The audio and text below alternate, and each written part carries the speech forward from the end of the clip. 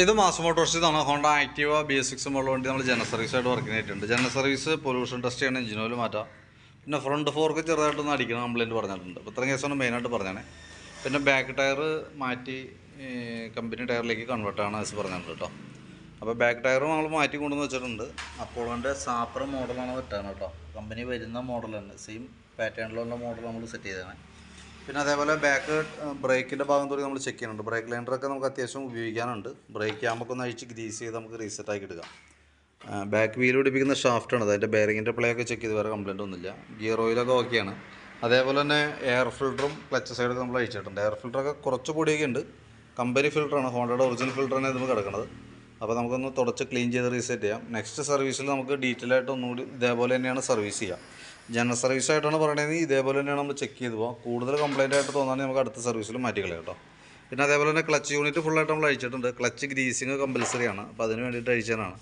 അപ്പോൾ ക്ലച്ച് സൈഡിൽ വേറെ പറയത്തക്ക ലീക്കേജ് കാര്യങ്ങളൊന്നുമില്ല. പക്ഷേ ബെൽറ്റും ക്ലച്ച് ഷോക്ക് വർക്ക് ചെയ്തിട്ട് നല്ല രീതിയിൽ പൊടി കാര്യങ്ങളൊക്കെ ഉണ്ട്. അപ്പോൾ അത് നല്ലോണം ഒന്ന് എയർ അടിച്ച് ക്ലീനാക്കി നമുക്ക് റീസെറ്റ് ചെയ്യാം. അതേപോലെ എൻ്റെ വേരിയേറ്റർ ബോഡി ബോസ് ഡ്രൈവർ റോളറൊക്കെ ഉണ്ട്. അപ്പോൾ നോർമൽ തേമാനങ്ങളൊക്കെ ഉള്ളൂ, വേറെ കംപ്ലയിൻ്റ് ഒന്നുമില്ല. പക്ഷേ ക്ലച്ച് വർക്ക് ചെയ്തിട്ടുള്ള പൊടിയൊക്കെ നല്ല രീതിയിലുണ്ട് എൻ്റെ എല്ലാ പാർട്സിൻ്റെ ഉള്ളിൽ. അപ്പോൾ അതേപോലെ തന്നെ അതിൻ്റെ തന്നെ ജർക്കിങ് കാര്യങ്ങളൊക്കെ കാണിക്കുന്നത് അതുകൊണ്ടാണ് കേട്ടോ. ഇത് ക്ലച്ച് ഡ്രമ്മൊക്കെയാണ്, അപ്പോൾ അതിൻ്റെ ഉള്ളിൽ പൊടി വന്നിങ്ങനെ അടിഞ്ഞു കൂടും ഇതേപോലെ. അപ്പോൾ നമ്മളത് ഫുള്ളായിട്ട് അതൊക്കെ ഒന്ന് ക്ലീൻ ചെയ്ത് റീസെറ്റ് ആക്കാം. അപ്പോൾ നമുക്ക് വണ്ടി ഓടിക്കുന്ന സമയത്തൊക്കെ നല്ല ഫ്രഷ്നെസ് കിട്ടും, ക്ലച്ചിൻ്റെ വൈബ്രേഷൻ കാര്യങ്ങളൊക്കെ ഉണ്ടാവില്ല. അപ്പോൾ അതൊക്കെ ചെയ്യാൻ വേണ്ടിയിട്ടാണ് നമ്മളിപ്പോൾ ജനറൽ സർവീസിൽ ഉള്ളതാണ് അത് വർക്കൊക്കെ. അപ്പോൾ നമ്മൾ അതിന് വേണ്ടിയിട്ട് അഴിച്ചാനാണ്. അപ്പോൾ ക്ലച്ച് ഗ്രീസിങ് കമ്പൽസറി ആയിട്ട് നമ്മൾ ചെയ്യേണ്ട വർക്കാണ്. അപ്പോൾ അതും കൂടി നമ്മൾ കൂട്ടത്തിൽ ചെയ്ത് വിടുന്നുണ്ട്. അതേപോലെ തന്നെ എഞ്ചിൻ ഓയിൽ മാറ്റുന്നുണ്ട്.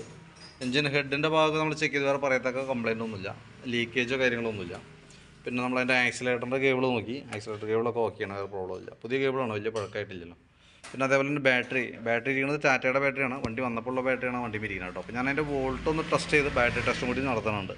വോൾട്ട് നോക്കുമ്പോൾ 13 വോൾട്ട് വരെ കിട്ടുന്നുണ്ട്. അപ്പോൾ നമ്മൾ ബാറ്ററി ലോഡിലേക്ക് കൊടുക്കുമ്പോൾ 9.40 വരുന്നുണ്ട്. അപ്പോൾ നിലവിൽ ബാറ്ററിയുടെ ഭാഗത്ത് വേറെ ഒരല്പം ലോയാണ്, പക്ഷേ എന്നാൽ പോലും പ്രോബ്ലം ഒന്നുമില്ല, ഉപയോഗിക്കുന്നതിന് വേറെ പ്രശ്നങ്ങളൊന്നുമില്ല. പിന്നെ നമ്മളിപ്പോൾ ബാക്ക് വീൽ അഴിച്ചേക്കണമെന്നാണ്. അതിന് ശേഷം നമ്മൾ ബാക്ക് വീലൊക്കെ സെറ്റ് ചെയ്തതിന് ശേഷം ഫ്രണ്ട് വീലും കൂടി അഴിച്ചിട്ട് ബ്രേക്കൊക്കെ ഒന്ന് ക്ലീൻ ചെയ്ത് ബ്രേക്ക് ക്യാമൊക്കെ ഒന്ന് ഗ്രീസ് ചെയ്ത് റീസെറ്റ് ചെയ്യാം. കോൺസെപ്റ്റ് ചെറിയൊരു ലൂസ് ഉണ്ട്, അത് നമുക്ക് തൽക്കാലം ഒന്ന് അഡ്ജസ്റ്റ് ചെയ്തിടാം. പിന്നെ ഫ്രണ്ട് വീലിൻ്റെ ബെയറിങ്ങൊക്കെ ചെക്ക് ചെയ്ത് വേറെ കംപ്ലയിൻ്റ് ഒന്നുമില്ല. ടയറൊക്കെ ഓക്കെയാണ്. അപ്പോൾ ഫ്രണ്ടും ബാക്കും ടയർ പ്രഷർ കാര്യങ്ങളൊക്കെ ഒന്ന് ക്ലിയർ ചെയ്ത് നമ്മൾ കറക്റ്റ് മെഷർമെൻറ്റിലേക്ക് ആക്കിയിടുന്നുണ്ട് കേട്ടോ. പിന്നെ അതേപോലെ തന്നെ സ്പാർക്ക് പ്ലഗൊക്കെ ഒന്ന് അഴിച്ച് ക്ലീൻ ചെയ്ത് റീസെറ്റ് ആക്കുന്നുണ്ട്. അപ്പോൾ നിലവിൽ നമുക്ക് ജനറലായിട്ടുള്ള സർവീസുമായി ബന്ധപ്പെട്ട വർക്ക് മാത്രമേ ഉള്ളൂ. അതിനകത്ത് എഞ്ചിൻ ഓയിൽ മാറണം, ഓയിൽ മാറ്റുമ്പോൾ അതിൻ്റെ ബോൾട്ടിൻ്റെ വാഷ് ഓറിങ്ങും കൂടി നമ്മൾ മാറ്റിയിടണം. പിന്നെ ടയറൊക്കെയാണ് ചേഞ്ച് ചെയ്യുന്നത്. അപ്പോൾ ഞാൻ അതിൻ്റെ ഒരു എസ്റ്റിമേറ്റ് ആക്കിയിട്ട് അതിൻ്റെ ഡീറ്റെയിൽസ് വീഡിയോസ് ഒക്കെ വാട്സാപ്പിലേക്ക് ഒന്ന് സെൻഡ് ചെയ്തിട്ടേക്കാം. വർക്ക് കംപ്ലീറ്റ് ആയിക്കുമ്പോൾ കോൺടാക്ട് ചെയ്തോളാം. പിന്നെ അതിന് പുറമെ നമുക്ക് പൊല്യൂഷൻ ടെസ്റ്റും കൂടി പറഞ്ഞിട്ടുണ്ട്, അതും കൂടി കൂട്ടത്തിക്കൂടെ നമ്മൾ ചെയ്ത് വിടുന്നുണ്ട്. അത് നമുക്കൊന്ന് ജനറൽ സർവീസിൽ ഉൾപ്പെടുത്തി, അതിന് ലേബർ ചാർജ് അതിനകത്തൊന്നും വരില്ല, അത് നമ്മൾ ജനറൽ സർവീസിലേക്ക് ആഡ് ചെയ്ത് ചെയ്യാം. സർട്ടിഫിക്കറ്റിൻ്റെ പൈസ മാത്രമാണ് നമുക്ക് വരുള്ളൂ കേട്ടോ. അപ്പോൾ അതും കൂടി കൂട്ടത്തിക്കൂടെ നമ്മൾ ചെയ്ത് വിടുന്നുണ്ട്. ഓക്കെ, അപ്പോൾ എൻ്റെ ഡീറ്റെയിൽ ആയിട്ടുള്ള വീഡിയോ എസ്റ്റിമേറ്റ് അടക്കം വാട്സാപ്പിൽ തരാം. വർക്ക് കംപ്ലീറ്റ് ആയിക്കുമ്പോൾ കോൺടാക്ട് ചെയ്യാം. ഓക്കെ.